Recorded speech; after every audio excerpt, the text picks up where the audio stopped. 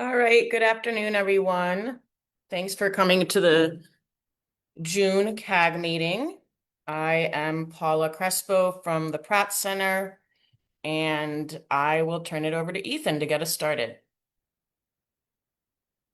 Hello, Paula. Thank you very much. I will go ahead and share my screen.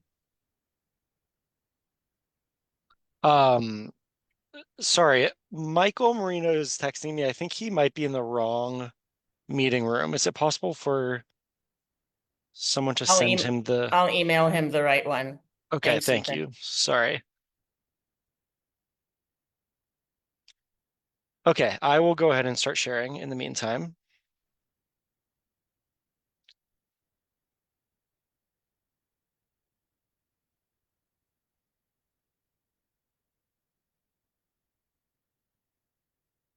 Hello, everybody. My name is Ethan Kraft. I am here on behalf of the project management team for Eastside Coastal Resiliency. I am here on behalf of the Department of Design and Construction, and I am joined by colleagues from DDC, including Kristen Cawthorn. We also have Pauline Claremont from the program management team, and our two CCLs, Pauline Chan and Vanessa Gomez. We're going to cover most of our bubbles here tonight. We'll go through most of our usual agenda items, and then we'll talk a little bit about our targeted outreach on the north end of the park, and then our call for art.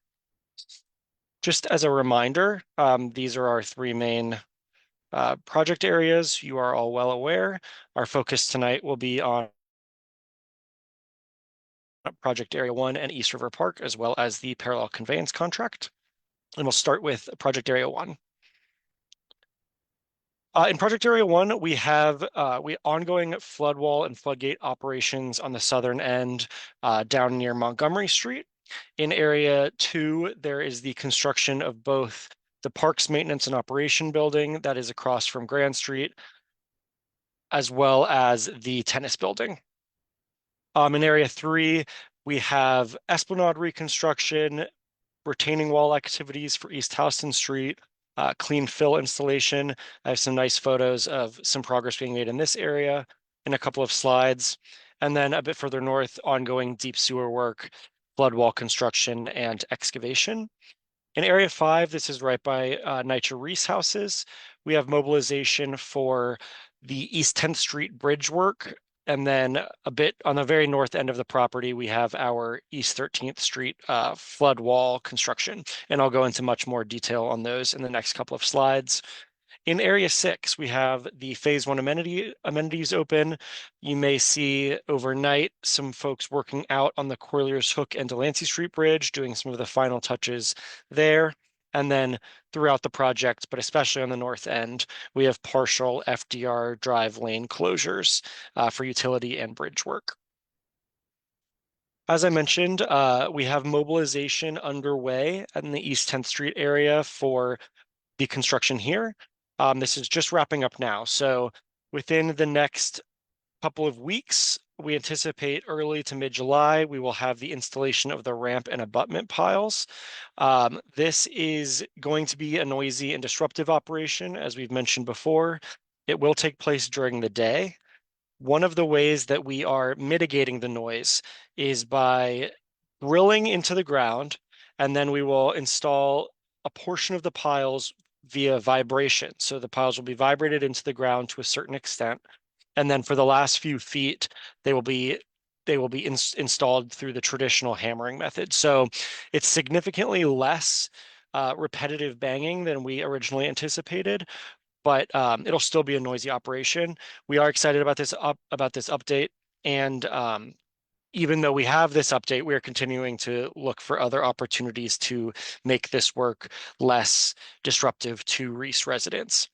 Um, Once the piles are, or as the piles go in, we anticipate that full operation to take about 2 to 3 months. After that, the assembly of the bridge will take place, which will take approximately 2 months.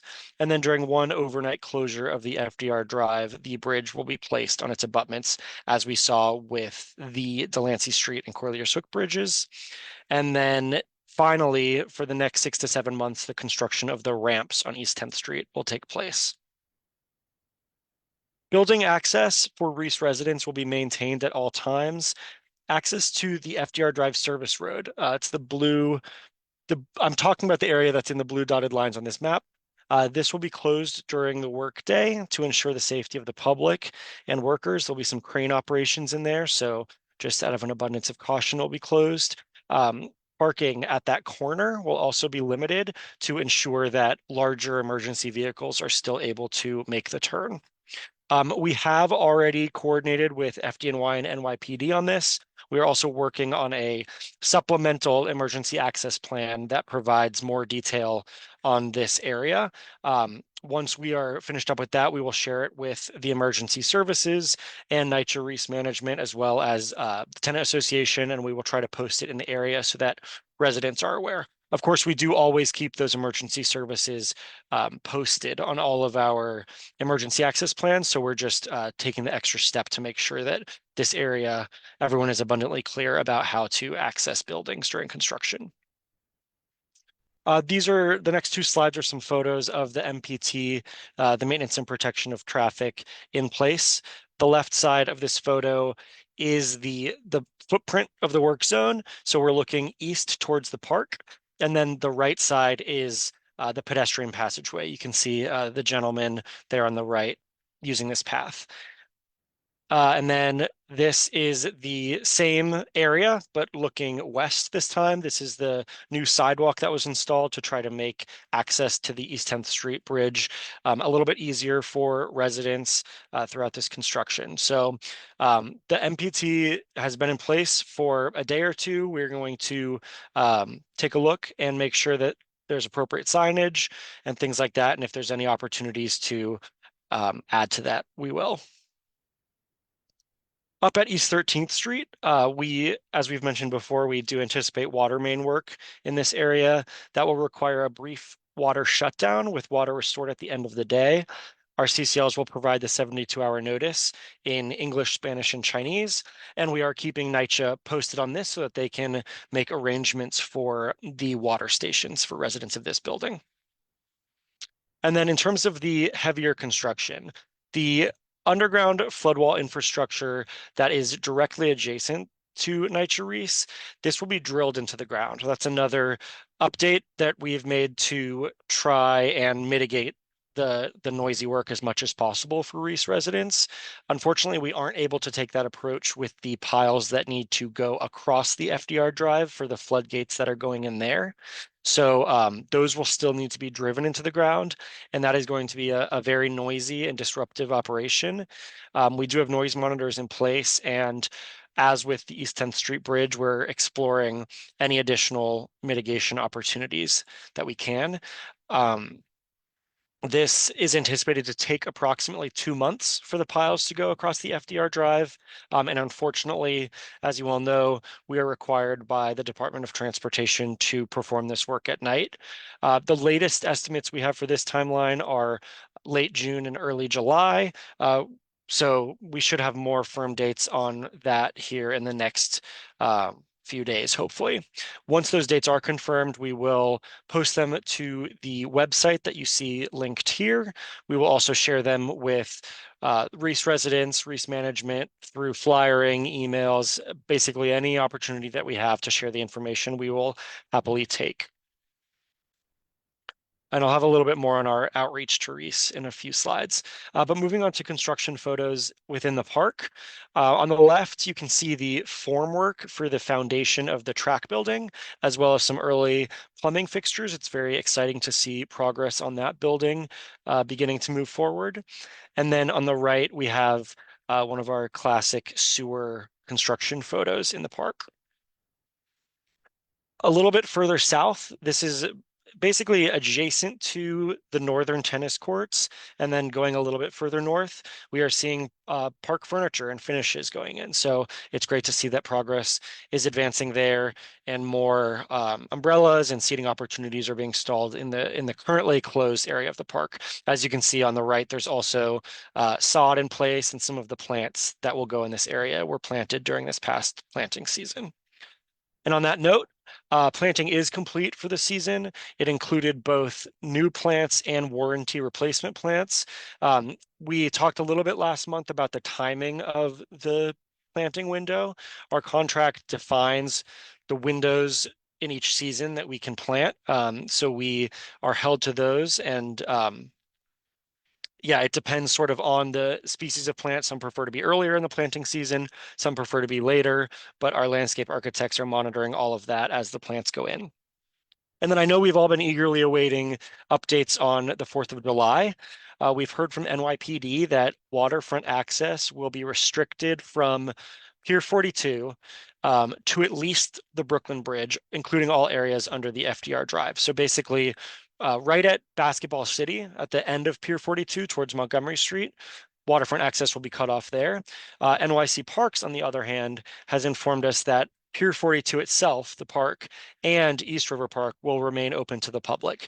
So, from a construction perspective, as I mentioned last month, we've reminded our contractor to that there's going to be a lot of extra foot traffic in this area, especially with the boat parade and the fireworks on the East River. So, we are doing everything we can to make sure that the site is secure with all of this extra traffic in and around East River Park. The replacement drainage grates that will go into Corliers Hook Park and East River Park. Those we anticipate to be installed this summer, hopefully by the end of July. So those will replace the grates that are currently in the park that are covered by the meshy fabric. Going back to targeted outreach for our work at NYCHA Reese, we are attending all Reese Tenant Association meetings. The one exception is July's because the TA has informed us that instead of a meeting, there will be a special election to fill a vacancy on their board. So in its place, we have scheduled 2 virtual meetings that we will offer to Reese residents and, of course, to any other community members. On 2 separate dates and 2 separate times. The meetings should contain largely the same information. We just offer 2 of them to try to accommodate people's different work schedules. We also record those meetings and post them to the website after. Any updates related to night work will be posted on the same page. This is, again, a page that's set up specifically for residents of this area. We will try to get that updated with the best information so that folks can understand what is going on around their homes. We're also coordinating with NYCHA to send email blasts to residents so that they know about these meetings. As I mentioned in the past, any support that community leaders are able to provide in getting the word out, we appreciate. We are doing a lot to engage the community, but any contacts that you all have, please feel free to share them or share this information with them because we know this work is going to be so disruptive. We really just want to get as much information out about it as possible.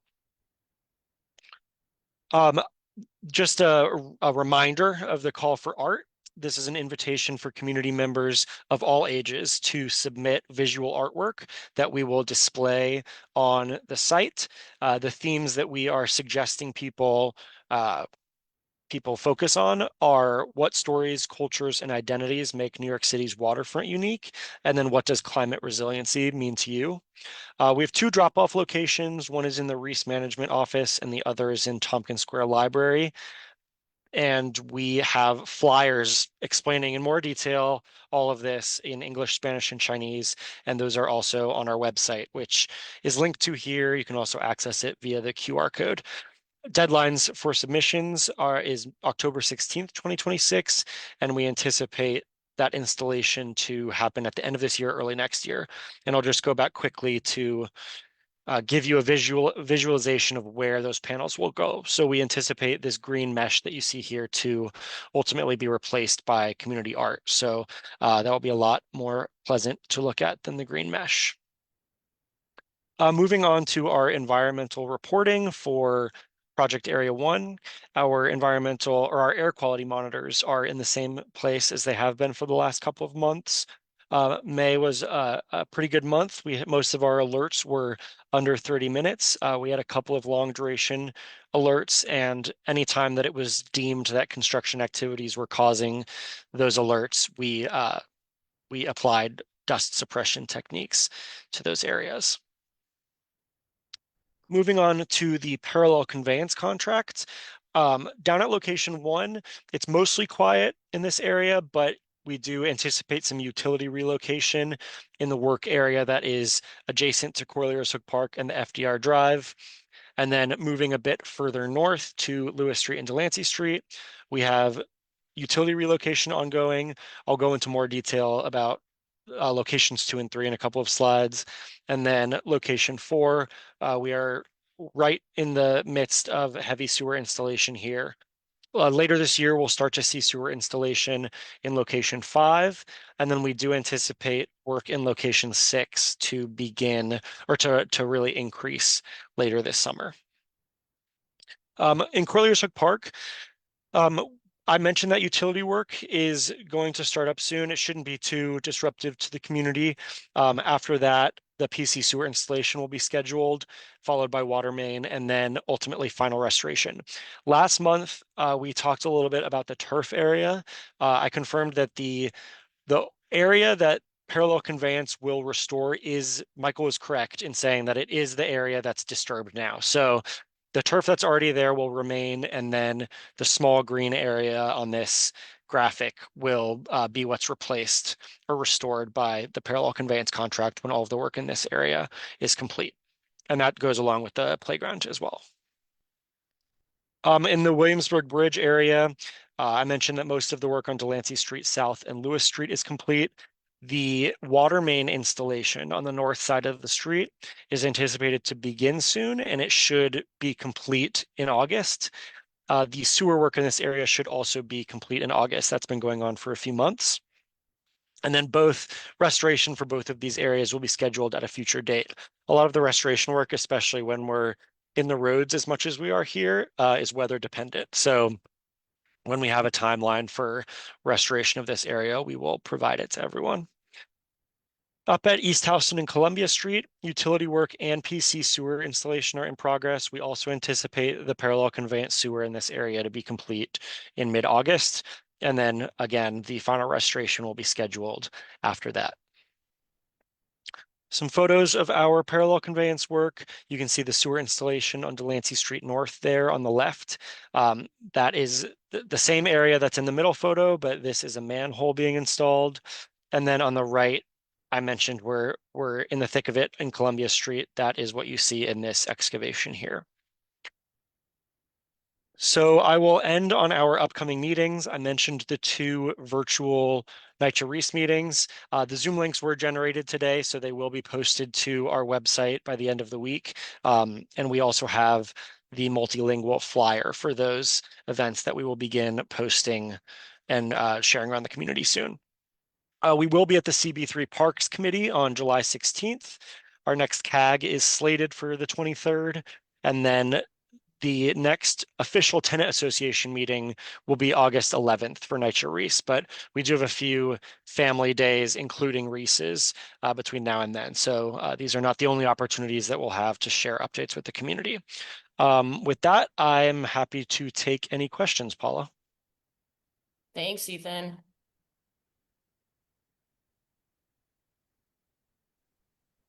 Wendy. Hi there. Thanks for that overview, and I'm glad to hear the park will be open for 4th of July. That's really Yeah. great. And I had a couple questions.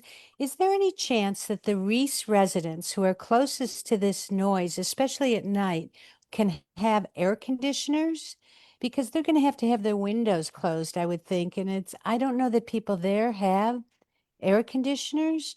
And if that's not possible, could there be a 24/7 cooling center there where people could, come and relax or sleep? Because it sounds extremely disruptive. And how long does that go on? Do you have any idea of how many days or weeks? Um, the the installation of the piles should take about 2 months.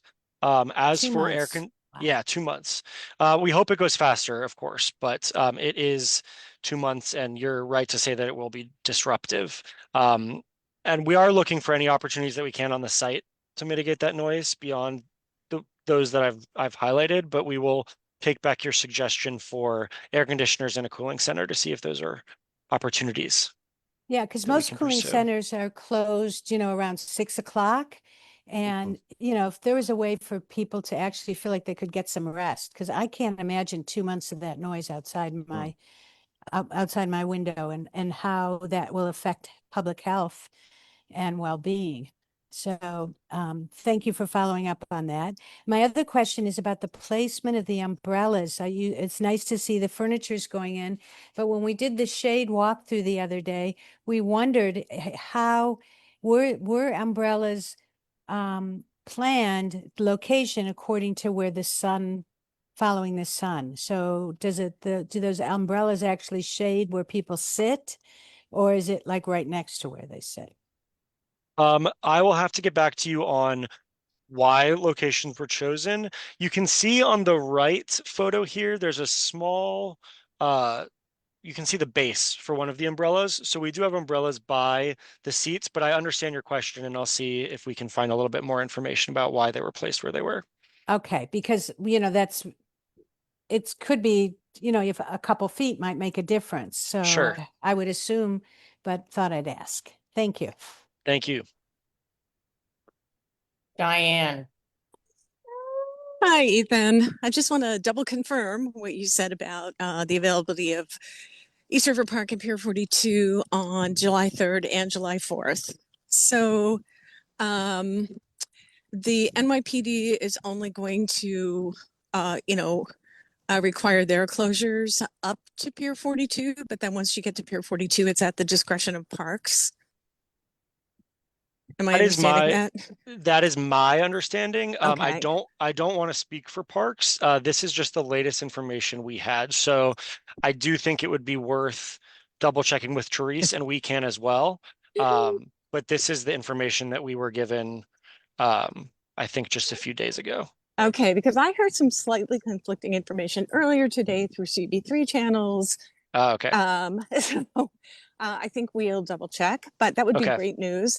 I was also trying to find out if, what, is it both days or what? So I have asked Parks already to confirm what I had heard earlier today or, clarify it. So I will let you know as soon as I hear anything about that. Please do, and we will ask as well, just to Okay. get some more eyes on it. Yes, let's get everyone on the same page.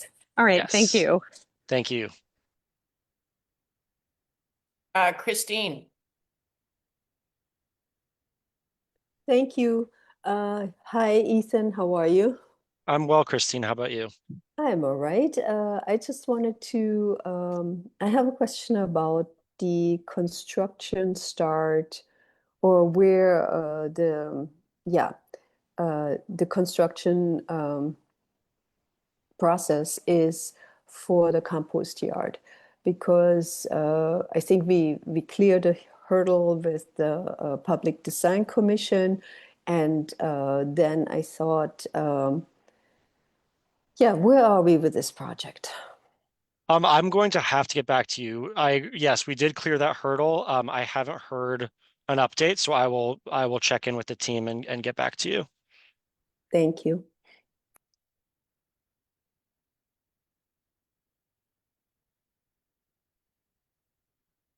Oops. Are there any other questions?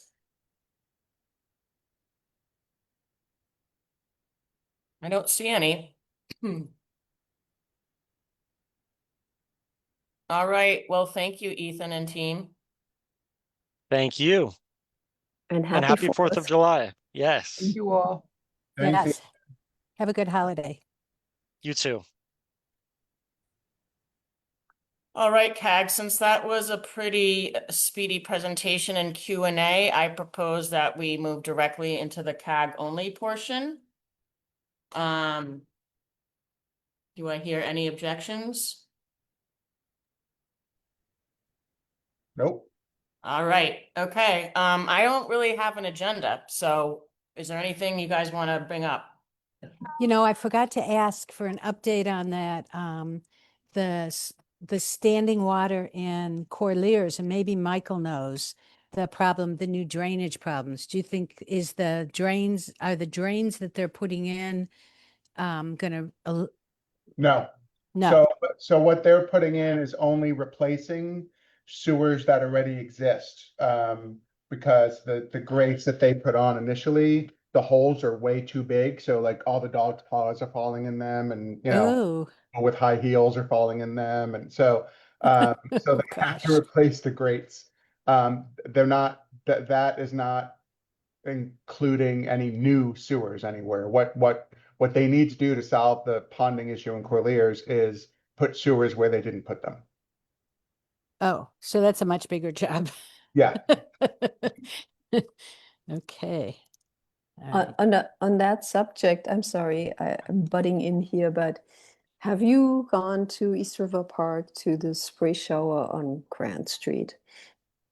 Is Uh, that, the one that's the one that's right behind the old firehouse. Yes, Yeah. because we having sort of the same problem we had when we had a much bigger spray shower, the drainage there, because the water overflows and then flows towards the amphi seating or whatever they call it. I just find it very, I don't even know what to say, maybe sad or ironic that, we have this new spray shower and we still have the same problem of water just not draining correctly. I mean, just saying. I don't know whether anybody else has noticed that. Yes, I have noticed that. I've been there during the day when the kids are actively running the sprinklers a lot. And in addition to the drainage problem, it's also a little bit slippery for both the kids and for pedestrians. So I do think it's something we need to call to their attention.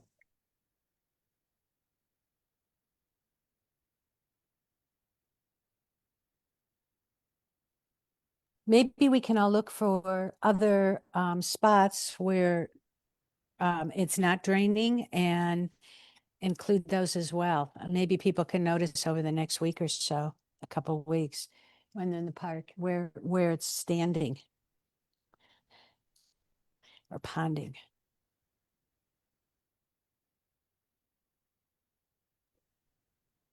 Well, I think the other thing is that we might want to do during this time is give people an update on the shade walkthrough. Oh, yeah.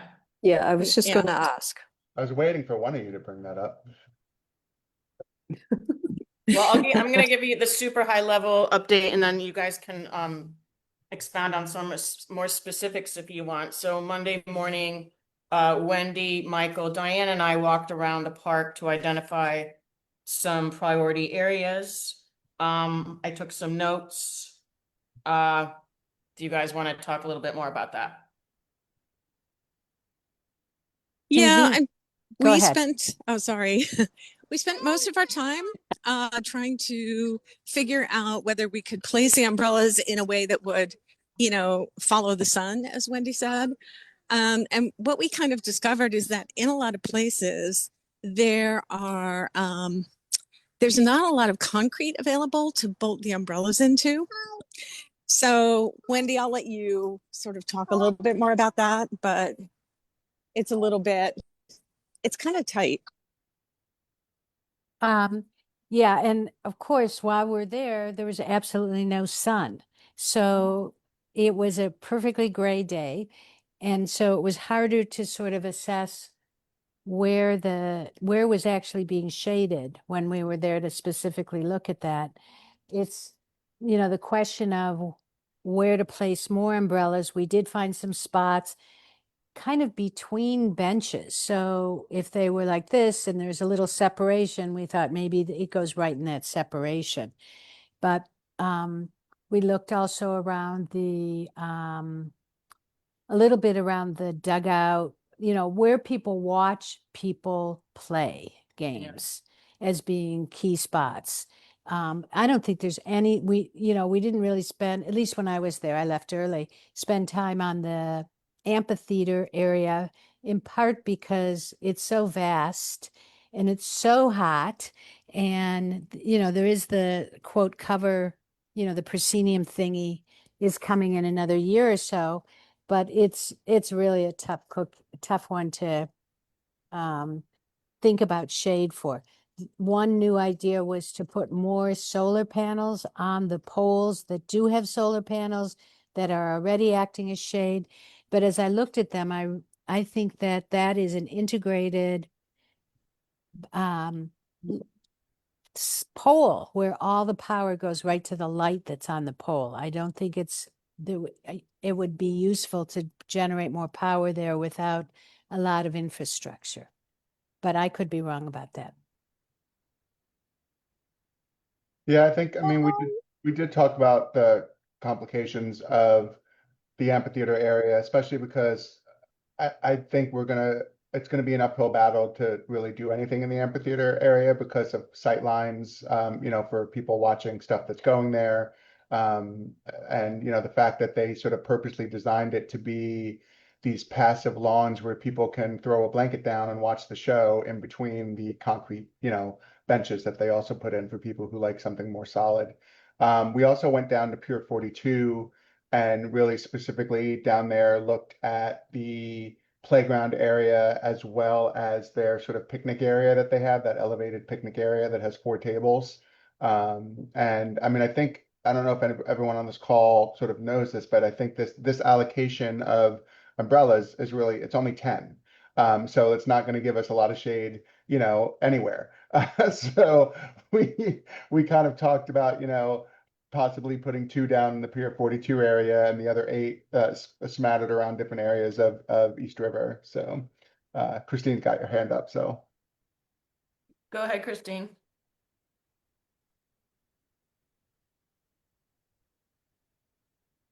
You're muted if you're, yeah. Oh, yeah. Oh, I'm sorry. Yeah, sorry, I didn't get to join the walkthrough, but I wanted to raise, I mean, for East River Park, we hear parks saying a lot that they can't put any more robust structures in there because of, all kinds of issues, including the infrastructure underneath it. I don't know whether the pier has the same constraints. I would say that the area that Michael talked about, where the 4 picnic tables are, why can't we get something like more robust than some umbrellas there? Why can't we get a real shade structure going there? It is a recycled pier, so there is, I don't think they're gonna tell us, oh, we can't do it because there's all this infrastructure that we cannot disturb and offsets and this and that. Who knows? I'm just guessing that this is not these constraints don't exist in the same way. And then the other thing I also observed in the pier, all the way on the southern end, when you walk in through the ramp and you on the left you have the tennis courts and on the right you have the sort of exercise area, and then towards the water you have a few also picnic tables, and they're actually heavily used by people. A lot of families go there and have picnics, and we already have a structure there, right? Because they left the skeleton, if you will, of the pier structure over that area. And I'm wondering whether we could like maybe drape some fabric over that to really create some shade. That's just my crazy ideas for today. Well, Michael raised a really good point about Pier 42 and the pier area, which is whether or not that picnic area specifically is considered permanent or temporary. And if it's temporary, would they give us a hard time about wanting to provide shade there? So we thought we should check on that. I don't think it would be a big deal if we bolted a couple of umbrellas down there and then moved them at a later date. But as far as a really good piece of shade infrastructure, we might want to just confirm that area is not subject to going away after ESCR is completed. So I think we should just make a note to check on that. Yeah, because we did note that there is a significant amount of floor space that, some sort of pergola or something could be easily constructed there. But right now we're just dealing with the 10 umbrellas that we know we're getting. So Mm. I mean, I think the takeaway was that in a lot of places that if you're just casually walking through the park and you think, oh, it would be great to have an umbrella here, when you actually look at the ground, there's just not a lot of concrete. They have put the benches so tightly into those spaces that you can't really like fit an umbrella in there, even that little square base. So it's a little bit strange. And we were wondering also if it would be possible to ask the parks to adjust the placement of the benches somewhat in order to allow us to have shade umbrellas in there. This was especially noticeable in the children's play area at Pier 42, where the benches are literally backed up against the rubber matting, the edges of the concrete space. There's just like no slack in there at all. It's obvious that they just put as much in as they could.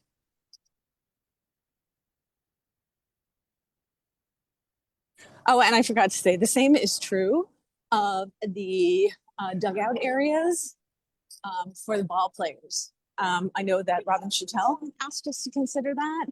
And when you actually, we actually went up behind the spectator seating and the dugouts, and there's just everything is, again, backed up very tightly against the grass or the astroturf or whatever it is.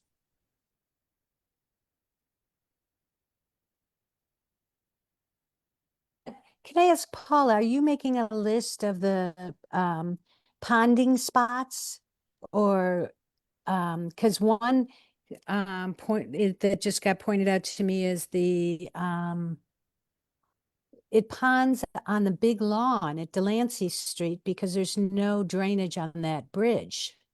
This is from Tommy, who's watching on YouTube or wherever this gets streamed. So there's a picture actually of it ponding where the water flows back down the bridge right onto that lawn, and there's inadequate drainage. And I have no idea how you add drainage, but maybe there's a way to add a curved, like I'm going to say curb actually of some sort temporarily to see if that changes things. I don't know.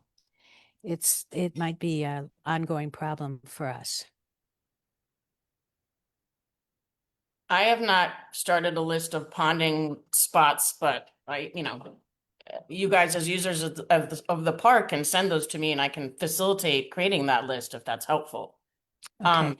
But what I was starting to think of here as I take notes from this conversation is that, do you guys want me to follow up with parks about some of these questions that have just come up now? I think so. Because yeah, they're going to be at CB3 and all of that. Maybe they can report there about the ponding issues in various parts of the park and how the drainage was designed for regular pluvial rain. What's the expectation? well, I think Paula, you're asking about the shade questions. Yeah, I was more talking about the shade. Yeah. Oh, Yeah, no, I think we definitely need to get some clarity on what the limitations are. Are they willing to move benches or are they Yeah. not? Is that picnic area at Pier 42 permanent or temporary? Yep. I don't know, Diana, Wendy, what else, like specific questions do we have around shade? is it I mean, I think those are my two main questions, especially the question about, if placements need to be adjusted in order to install an umbrella, is that possible? Mm-hmm. And I guess mine would be, is it possible to add anything else to those solar poles? They're quite sturdy. Okay. And yeah. Okay. And you guys think I should ask Therese these questions, right? I think so. I mean, she's pretty much in charge of East River still. Yeah. Okay. Yeah, that sounds right. Okay. All right. I will do that next week. Is there anything else you guys want to talk about? All good here. I'm good. I mean, I Right. think the Reese situation is very sad.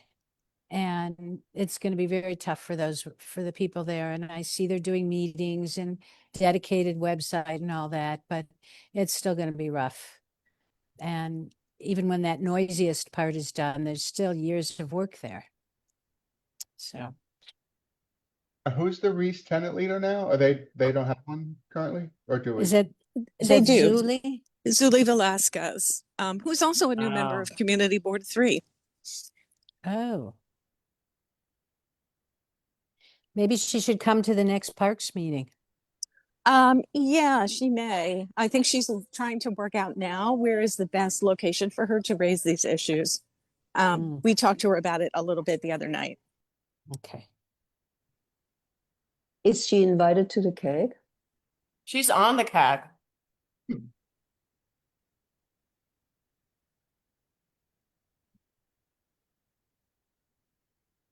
All right. Well, barring anything else, shall we adjourn? Sounds good to me. Have a good holiday, everyone. Don't blow. Yeah, Thank you. Thanks. See you I in the will. park. All right. Bye, Thanks, everybody. guys. Bye. Be Bye. careful. Bye-bye.